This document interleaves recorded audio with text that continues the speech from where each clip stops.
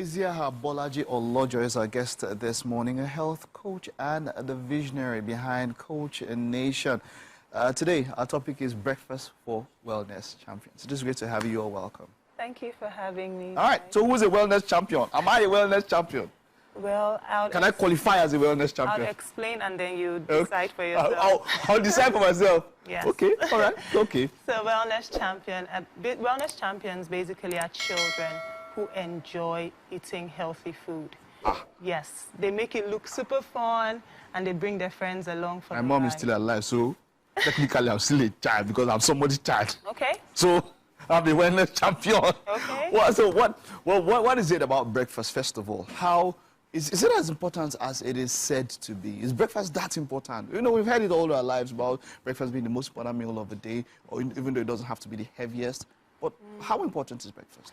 Breakfast is really, actually all our meals are important. Okay. But breakfast is really important. How you start your day, whether you're having it in the morning or later in the day, is so important. And it impacts mood, it impacts learning, especially for children. It impacts energy levels. And that's important. So how we start, I like to say how we start the day of our tummy is very important. So because of most of the times we have to be here quite early, breakfast can be very tricky for a number of us. And when you talk about mood and talk about how energy.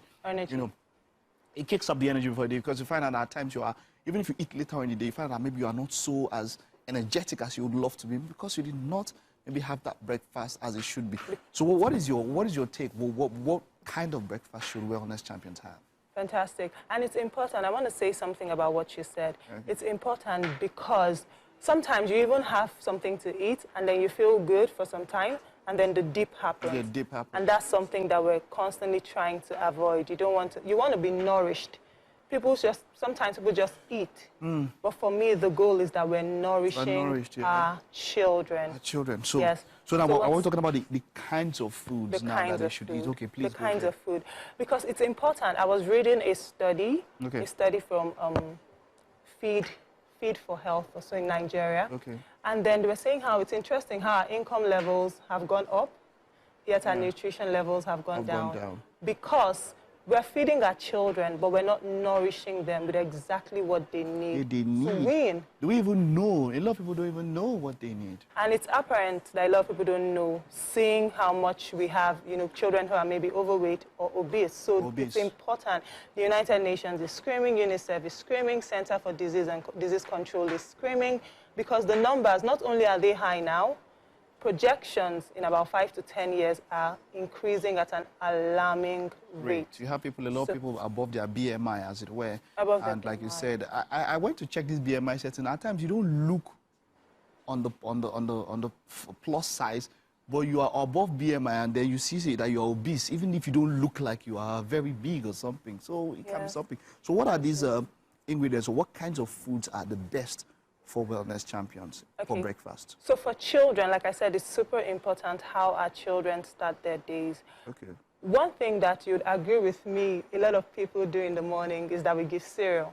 Cereal, yes. In fact, there's a term, breakfast cereal. Very true. But breakfast cereal is not, it didn't come with us as we were born. Yeah. It's actually the making of manufacturers and advertisers. Very true. There is nowhere in the books that says that we have to have cereal for breakfast. Well, people think that way because it's light. Convenient. And convenient. Especially convenient. Convenience, true. Especially you don't have to cook and spend time and all of that. It's something easy. I put in cereal, I put in some dairy, and I mix it together. I'm good. Yes, but you want your children nourished, you want them strengthened, you want them alert, especially when they go to school. Okay. So what we should be thinking, a lot of the breakfast cereals we have are simple carbohydrates. Simple carbohydrates and sugar. Yes, and sugar. So they're high in sugar. Some of them are high in fat, and we don't want that. So what we need are complex carbohydrates. And the good thing is that there are actually some cereals that are like that. They're actually high. Of course, I can't call some names here, but I want moms or parents in general to really start to do research. One rule of thumb when it comes to cereal, because one thing you really want to avoid when it comes to cereal are things that are high in sugar. Okay. It just doesn't help our children, both for now and for the future. And they tell you that children at that young age, they can take sugar and it's easy for them and all of Mike, that. I don't know where they get that thing from. There's just a lot of so there's a lot of misinformation. Pumping of sugar into kids. Yes, and it's not helping at all. But the body does need sugar. The body needs... There's complex carbohydrates. Remember, all carbohydrates break down into sugar at the end of the day. At the end of the day. Yes, but you need the good kind because it's energy. It's energy. So when we're feeding our children, you want to think of complex carbohydrates. So what foods have this? What kind of foods can we get in the morning that can help? Mike, you know I talked about breakfast cereal. Okay. There's nowhere in the book that says that we always have to give our children cereal for breakfast. Okay. Right now we're making a food in the kitchen, pasta, right? Yeah. Nothing stops us from giving our children pasta, especially the healthy kind, or even beans in the morning, or even potato and yam. You know, somehow when we hear it, it's almost like, no, let's give them cereal. But there's oats too. Oats is great. Oats is complex. And something about complex carbohydrates is that they're slow release, meaning that they tend to give you energy for a long period of time. Complex carbohydrates. Yes, complex carbohydrates. So this is what we'll do as a rule of thumb. We'll tell people to go and check out for what foods have complex carbohydrates and they can take that one. Fufu, eba, in the morning. Okay. Does it have complex carbohydrates? We just round up with that one. Fufu is good, but for children, that would be too heavy. Okay, for pounded yam, for men, we can take pounded yam. I'm going to let you decide that, Mike. It is a pleasure talking to you. I know you'll be here for the rest of the month. We'll talk more nutrition and wellness. Thank you very much. Thank you for having me, Mike. All right. We'll take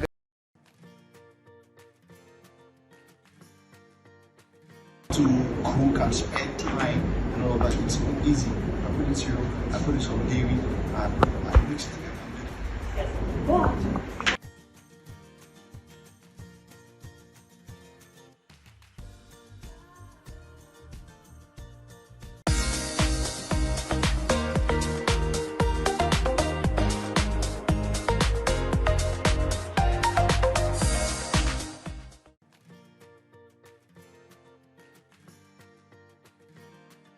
Okay, then we're heading into our nutrition segment, and the loves of our lives definitely are our children. Now, no matter what, we have to show love in different ways, and showing love could be putting that extra effort into picking what needs to be in your child's lunchbox, especially on a day like today. Now, these days, everywhere you go, you have children exposed to all sorts of sugary, unhealthy, salty, oily foods, oily snacks, and it does seem to be what they demand for these days. But at this point, I'd like to welcome Eziaha Bolaji Olojo to talk to us about what we need to put into our kids' lunchboxes. Welcome back to the show. Thank you, Titi. And happy Valentine's Day. Happy Valentine. You're wearing red for me. I can see your touch of red, your nails. Thank you, yes. Thank you for coming to talk to us today. Now, from a nutrition point of view, there's all sorts of numbers and calculations and calorie counting and all that stuff that we don't really want to hear every single time. But when it comes to our kids, we sort of just let it go. You know, we just sort of give them anything they request for.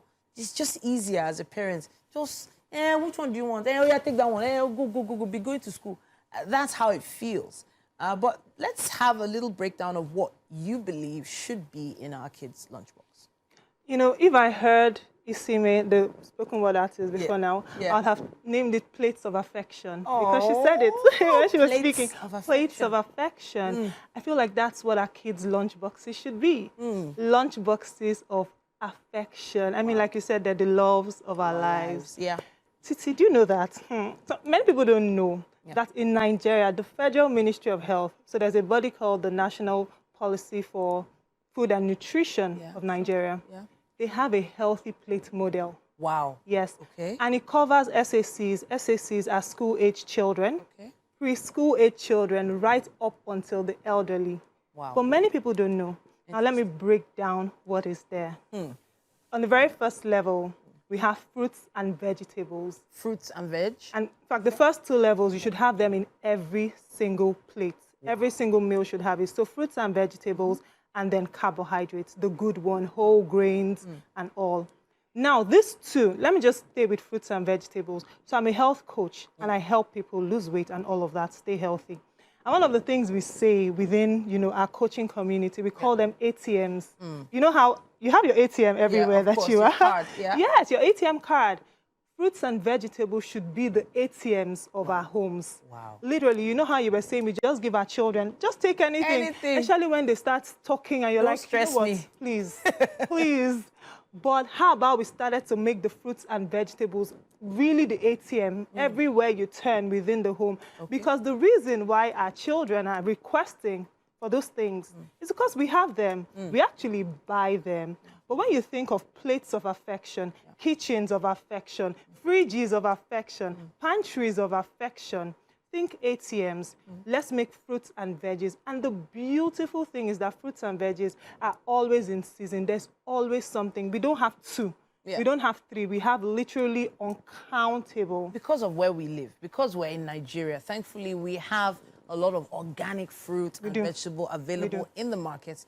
But it does feel like a pricier option in some cases. So for instance, some children are very picky when it comes to fruit and vegetables. Some don't even want to see vegetables. Some just don't like the idea that they have to take it.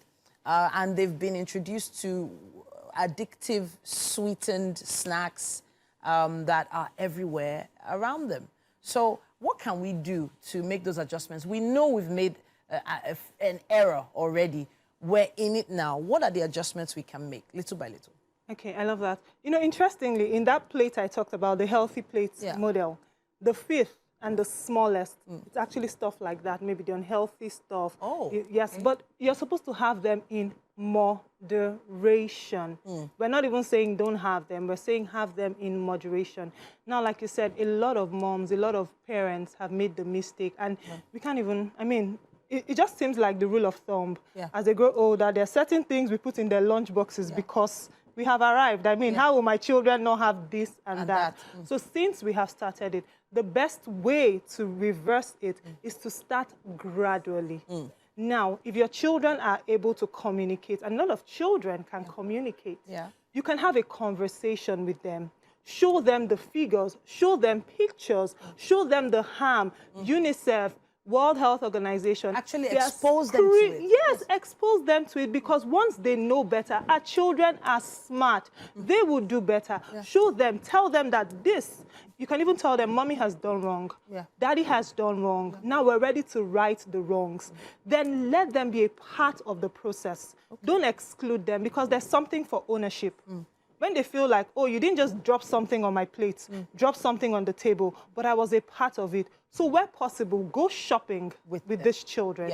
So show that they them. see it. Yes, our children are so computer literate these days that just show them on the system, this is what is happening. This is what is inside your meals. And as you start to make those small changes, because they're part of the process, they'll feel more involved. They'll get more involved. And compliance. Now, we're going to go through a list of things, actual items that would be best for your kids' lunchbox after this break.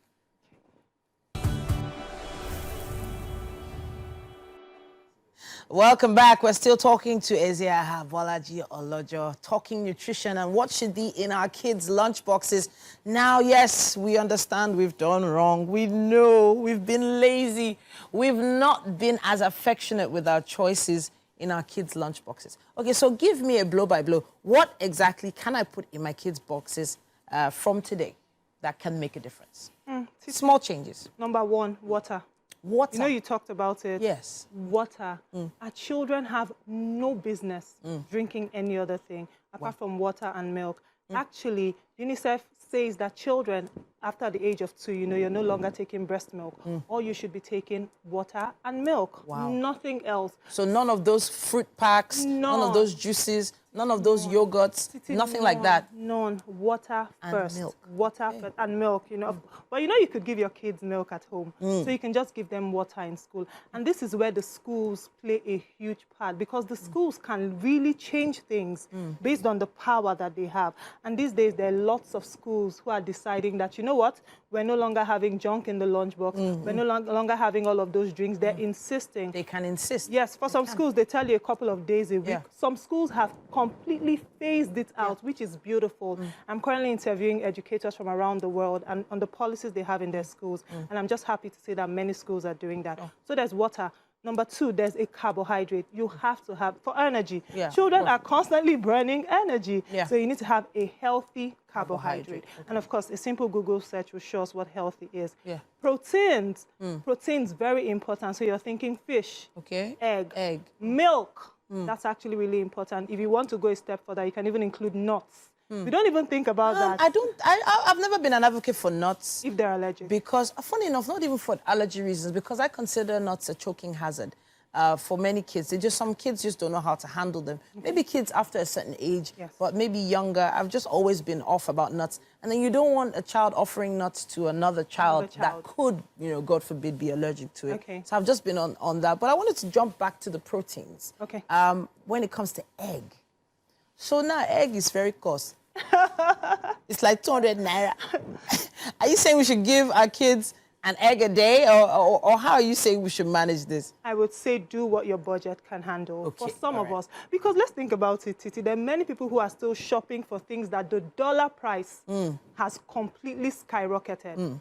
Even more than eggs.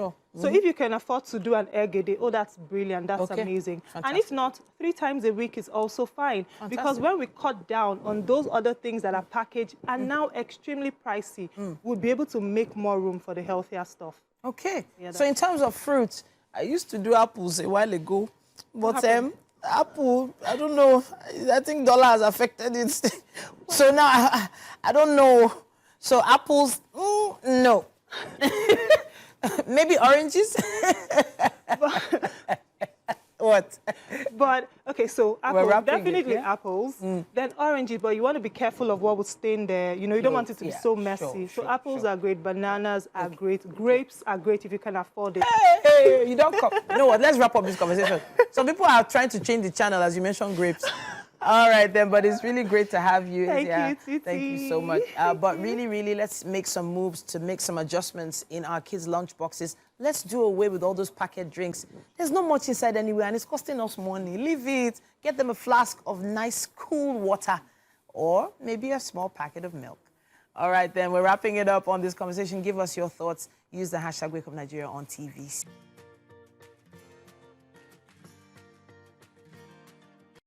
So we are live at the Wake Up Nigeria show, and it's Valentine's Day, and we all don't want to go home.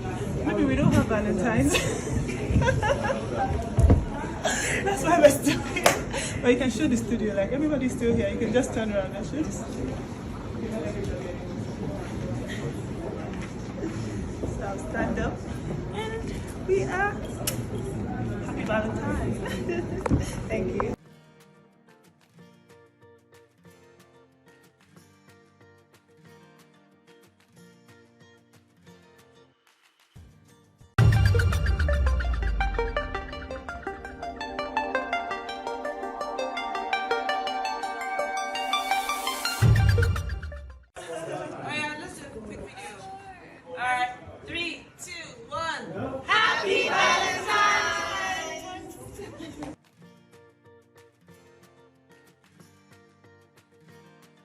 We have the amazing Eziaha Bolaji Olojo. She's been here with us for the past month, and we've been having quite some interesting discussions, right? Yes, quite interesting and insightful and educative ones. And today we're talking junk-free party park. Yes. Right? Because there's a trend now. Yeah, in fact, I noticed a trend also when moms go to parties and there's always a takeaway or something to go back and all of that. It makes it more convenient for people organizing parties and all of that. But you have mentioned, or we know, that quite a number of these things inside is junk. But before we get into that, how we can make healthy ones, in your own terms, what do you label junk food? Oh, fantastic. Hi, Mike. Good to see you. We have you also here. Okay. So junk food is basically anything that is unhealthy. And a lot of us know what is unhealthy. No, you might be surprised how many don't know. I agree. Okay, I agree. So what is unhealthy? What is junk? Okay, in so that case? One rule of thumb is when things don't look like they're supposed to look when they came out of the farm. So that farm to table, ideally, we should be eating farm to table. So there should be a high level of semblance between how the food was when it came out of the farm and then when you're eating it. So when things don't look like that anymore, something has happened. There's a lot of processing that has happened. Real food looks almost the same. Real food, too, is not made to last so long without refrigerating. So if you have something that we can just keep and it doesn't go bad, even if you don't refrigerate. Yes, there's a tendency. Where there's a problem. Yes, that there's is a junk tendency. food. Let's start doing some classification. If you buy rice, you like beans, all those other things, there's no junk food. That's real food. That's real food. Well, and it looks like it looked when you brought it out of the farm. Okay, yes. But when you buy things like maybe chin-chin, things that can stay on their own for so long, what can we put things like chin-chin or, I don't know, maybe some of this potato. You know, there are these different slices that they keep that we do, you know, stuff that is packaged. Okay. And we take as food. Can we classify that as junk? So let's look at the potatoes. If you don't put the potatoes in the freezer, they're not going to last. So you already know that it's not as healthy and all. So when you talk of chin-chin, which is almost a staple in Nigeria, we already know that it doesn't look like anything that grew in a farm. That's a rule of thumb already to know that, hey, that's not. And I'm not saying don't consume it at all. Okay. We're just saying keep it to the minimum. Those are confectionaries. Keep them to the minimum. Wonderful. All right. So in these packs, what in the packs that we see now, what are the things that we see in these packs for kids now? What are the regular things we see in these packs? Okay, so before we even say what's there, let's go a bit historical. Okay. How the party packs and party favors, as they were initially called, come about. It started, well, a lot of history says that it started in England, where you'd go for a party, and because they wanted to be kind to you and just make you remember long after the party was over, they would give you party favors to go home with. It didn't necessarily have to be edible. Just something that, because if it's edible, I'll eat it and I'll forget about it. But something that you can remember. So souvenirs. Yes, party favors. So now, with children, we realize that there's a lot of marketing and promoting and advertising of foods that are not healthy. So party packs are no longer exactly memorable. They're just full of things that, yes, the children eat it. They're probably excited for a short time, but the body doesn't forget the impact of what that food has done for them. And they forget about it. The children actually forget about it because you eat the junk food and then nothing happens afterwards.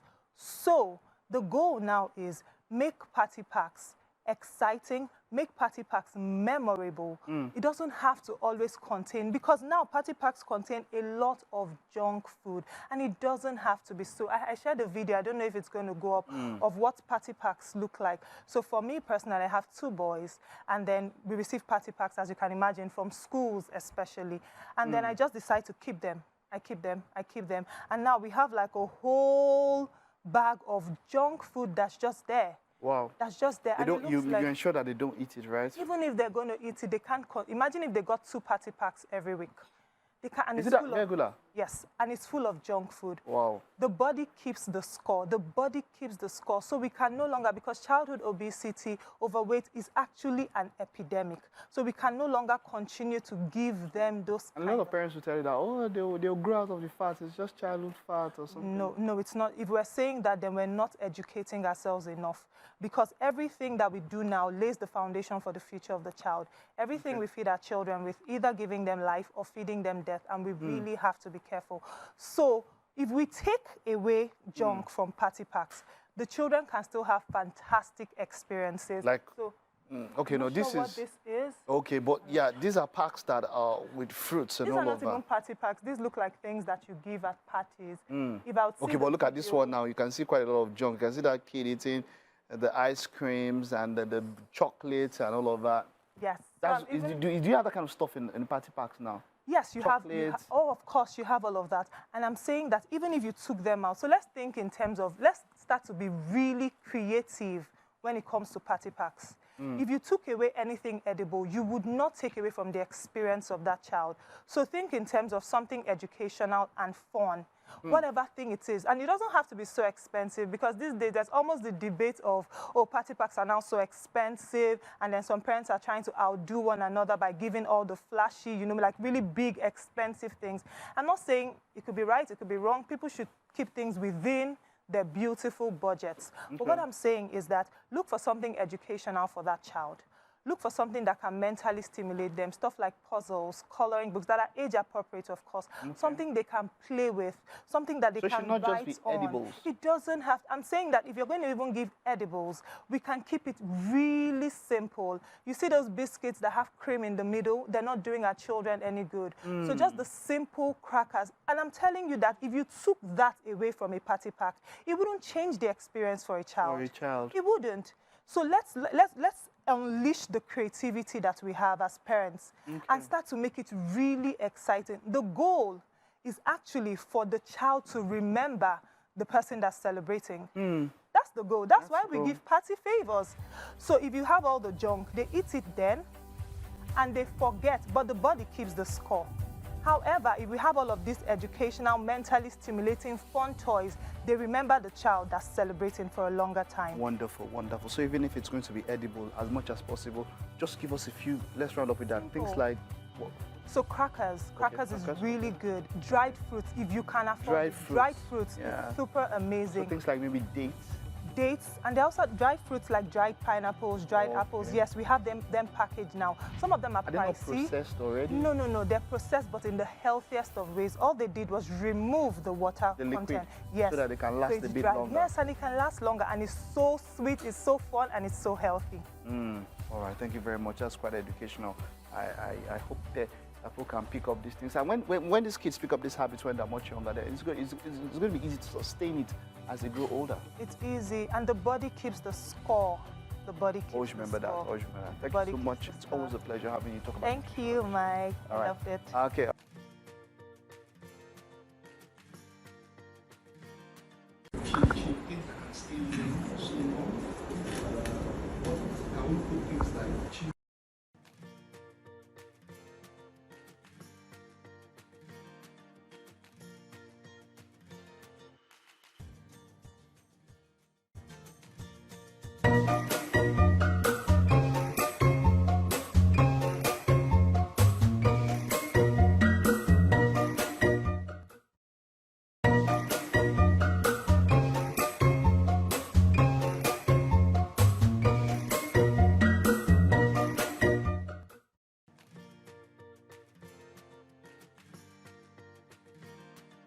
With us, we all know that the nutrition Wednesdays are nutrition. Well, we have a nutrition segment on the shows every Wednesdays, and since the beginning of this month, we have been focusing on child nutrition and doing justice to that. You know, from week 1 even till now is Eziaha Bolaji Olojo. She is a health coach and nutritionist. You're welcome to the show. Thank you, It's good to be with you today. Yes, this is actually our first time together since we started this session on child nutrition.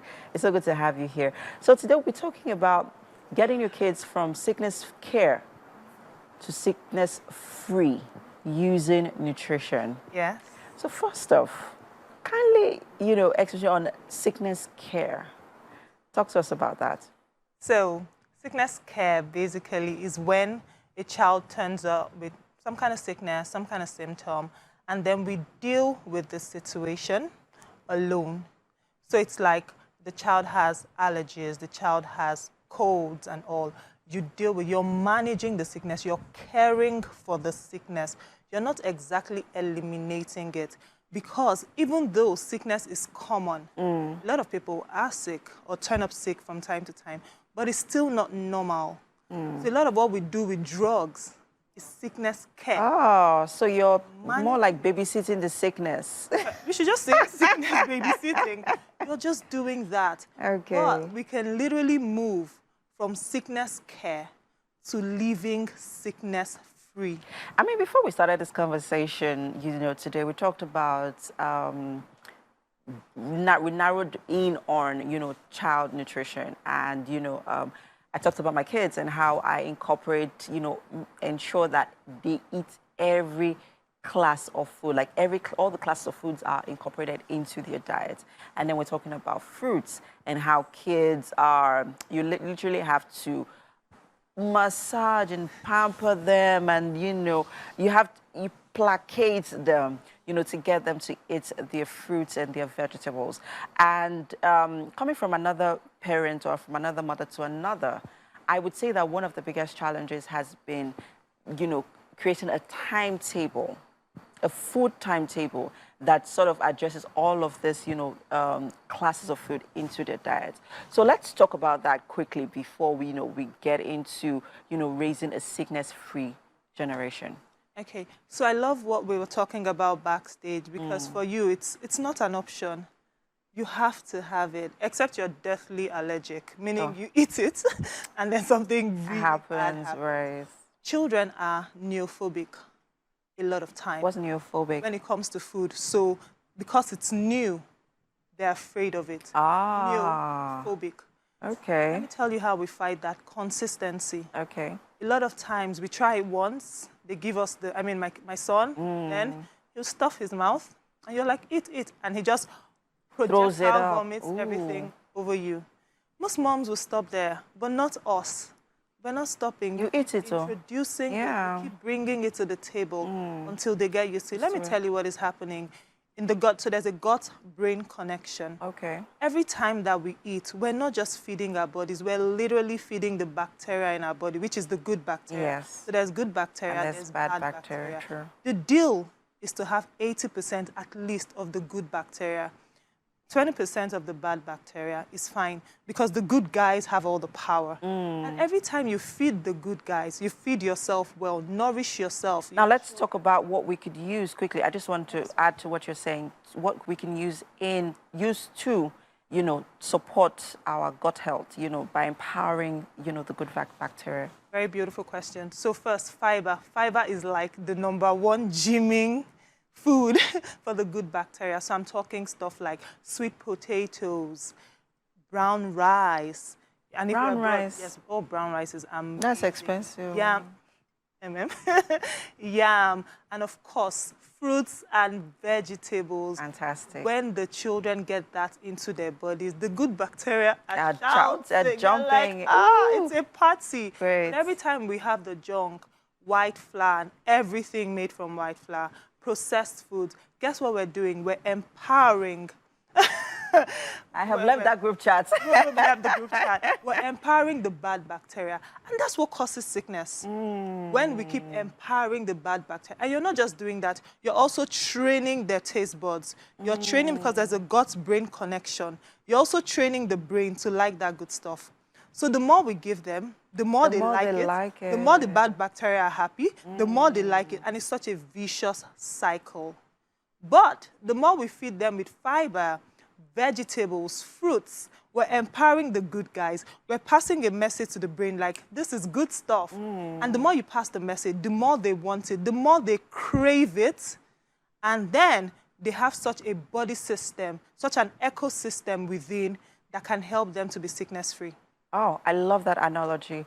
Now let's go into the nitty-gritty, which is the food timetable that we talked about earlier on, because like I said, it's a big challenge for a lot of mothers, right? Also having that support system to follow through with the food timetable, that's another thing, right? But now let's create a plan, like a food timetable plan. So for example, today, what would you advise I give my kids for breakfast? Because hey, I have kids. Even though I already told their Kini today that they will have pancakes this morning, which you have said is not good for their gut health. So no. I have to Depends on the flour. Okay. Okay. Because pancakes are great. We're using the right kind of flour. Okay. So once we flip the white flour for healthier flour, oats flour, banbara, any flour that is healthier, we can just go through that. Okay. Pancakes are perfect for breakfast. So your gut health, the bacteria is like, yes. So far, it's not white flour. So yes, pancakes are great. Oats. Oh, oats. Yeah, they always have their oats. Oats are great for breakfast. Okay. Eggs, and so imagine your child likes like a certain kind of fruit or mixture of fruits. Do a smoothie, give them with boiled eggs. The gut health is like, yes, you're feeding me well. So those are great breakfast options for our children. And then for lunch? Quickly? For lunch, this is where you want to get into the grains. So you can think grains or good carbohydrates. That's where fiber is. So you want to think rice, but brown rice. You want to think in terms of potatoes and stew with veggies. You want to think like yam porridge and all of that with fish, veggies, and you are really, really good. Thank you so much, Eziaha. You have just, simplified everything and, made it so easier. So now we are going for oatmeal pancakes and bambara nut pancakes for eggs, right? But thank you so much for doing this. Such a buzz that you're wrapping this up this month, but hey, we'll do it another time. I'm happy to. All right.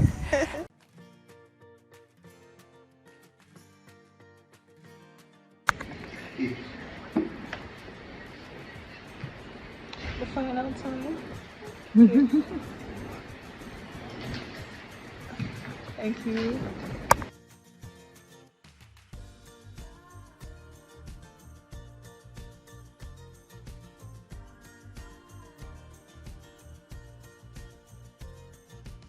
Jesus, you they do